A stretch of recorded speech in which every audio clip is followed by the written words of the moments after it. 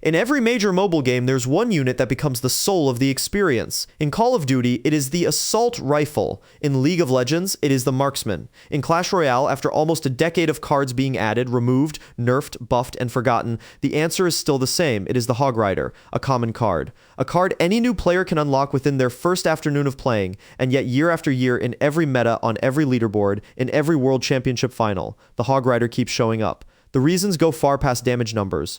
To understand why the Hog Rider matters, you have to understand what Clash Royale actually is as a game. It is not a deck builder in the traditional sense. It is a real-time 8-card battle where 2 players have 3 minutes to destroy each other's 3 towers using a fixed deck and a slowly regenerating elixir resource.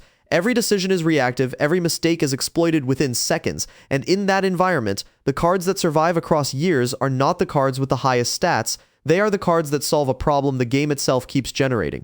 The Hog Rider solves the most fundamental problem in Clash Royale: pressure. From the moment the first elixir bar finishes filling, both players are in a constant negotiation about who is forcing whom to defend. The Hog Rider, deployed for 4 elixir, runs forward at a speed almost no other troop can match, jumps over the river, and demands a defensive response. That single action shapes everything. The opponent has to spend cards. They have to think, they have to react, they have to commit elixir on their side of the board, which means they cannot be saving up for the deck they actually want to play. This is what Clash Royale veterans call tempo, and the Hog Rider is the cleanest tempo card in the entire game. The story of the Hog Rider in competitive play is the story of Clash Royale itself.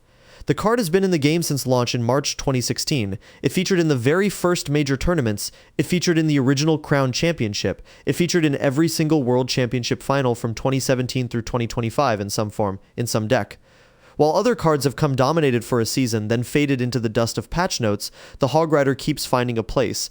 It has been paired with goblins, with skeletons, with the tornado, with the earthquake, with the royal ghost, with the firecracker, with countless support cards across countless metas. The deck around it changes. The Hog Rider does not. Part of this longevity is mathematical. The card's win condition is short and predictable. The Hog Rider hits the tower roughly 5 times before dying to most defenses, which means it threatens enough damage to matter, but not enough damage to feel oppressive. It cannot one-shot a tower, it cannot trade 3 for 1, it is a precision instrument, and the player who controls it has to do all the actual work. That balance is rare in a game where Supercell constantly pushes new cards with flashy abilities, evolutions, and over-the-top splash damage. The Hog Rider keeps its place because it never breaks the math. But there is a second, deeper reason the card endures. It is identity. Within Clash Royale's enormous community, the Hog Rider is not just a card. It is a stylistic statement. Hog players are known by deck. Hog 2.6, the most famous Clash Royale deck ever built, has been refined for over 5 years and is still played at the highest levels of the ladder in 2026. The deck is taught in YouTube tutorials with millions of views. It is recommended in nearly every guide for new players who want to climb without spending money.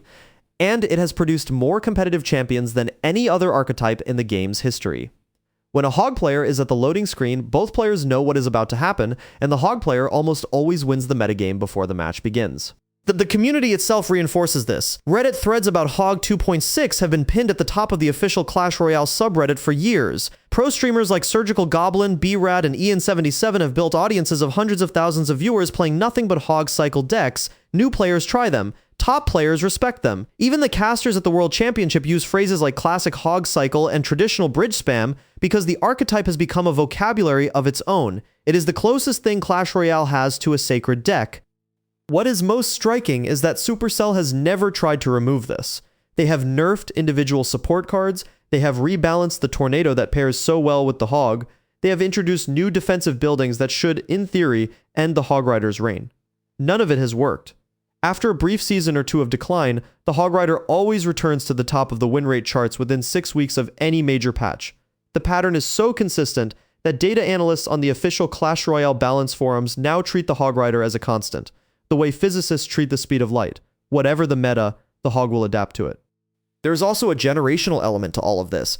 Players who started Clash Royale in 2016 are now in their late 20s. Players who started in 2018 are graduating university. Players who started during the pandemic are veterans of nearly 5 years of patches and evolutions. For all of them, the Hog Rider is the card they have used at every stage of their relationship with the game. It is the card they unlocked first. It is the card they pushed to 10,000 trophies with. It is the card they returned to when they came back from a break. The Hog is not just a unit on a board, it is a memory.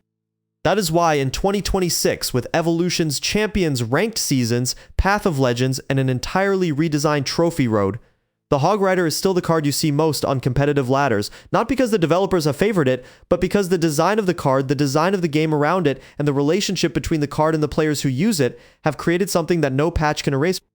The Hog Rider is not the strongest card in Clash Royale. It is not the flashiest card.